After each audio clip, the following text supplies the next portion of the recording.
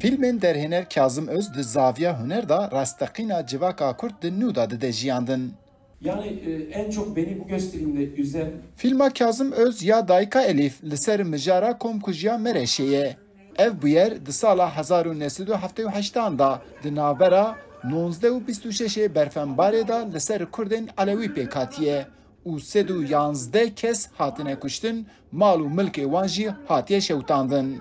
Dayka Elif nişandanekî gelekî serkeftî bû, gelek kes hatibûn û heta dawî hemûyan temaşe kir û li ser filmê jî me gotûbêjek çêkir, pirsû bersîv çêkir û ew jî gelekî hêja bû gorî min. Şaredariya ya Beolî ew organize kir, ew jî tiştekî hêja bû.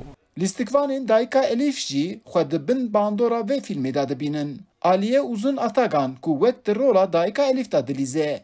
Ew vê filmê di jiyana xwe da taybet dibîne. Elif Ana'yı çok inceledim. Min li ser Dayka Elif û felsefa elebêtiyê gelek lêkolîn kir. Di serê min de pirsa gelo ez ê çawa Dayka Elif bilîzim hebû. Heşt roj bêrî kişandina fîlm ez çûm. Min ev derdît. Gava min kinca Dayka Elif li xwe kir, ez ev dem ketim nav rola xwe. Li ev ji bo min bi hempa bû.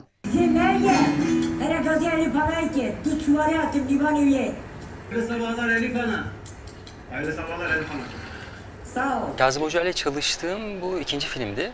Min di du filmên mamosta Kazım Öz da lîst. Ez di vê filmê da rola kurê Dayka Elif dilêzim. Film konkujiya Mereşê tinê ziman. Ji ber vê jî ez gelek kelecanî bûm. Yek jî di vê filmê da lîstikvanên bi navû deng hebûn û min ji wan jî gelek feyde girt. Hadi kalkın bakalım. Kazım Öz filmên dirêj wek Fotograf, Dûr, Bahoz, Yek hebû tu nebû, Zer, Emrê berfekê, Dayka Elif çêkir. Xeynî vana hin kurtefîlm û belgewarên wî jî hene.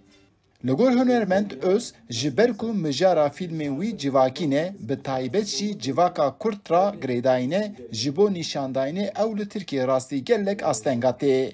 Li ser filmê me yan ji filmê min yan ji filmê wisa sansûrekî bi dizî veşartî heye ew li Netflixê jî heye, li hemû dijital platformên ki li Tirkiyeyê weşan dikin jî heye. Yani agahiyekî min girtî filmê siyasî dibinin ji bo jî nexwazin filmê nîşan bidin. Hêjayê bîbîranînê ye ku Kazım Öz di sala 1973 da li bajarê Dêrsimê ji dayîk bûye û li Zankoya Marmarayê perwerdeha lîsansa bilind ya sînemayê xilas kiriye. Eyüp Demir, Dengê Amerîka, Stenbol.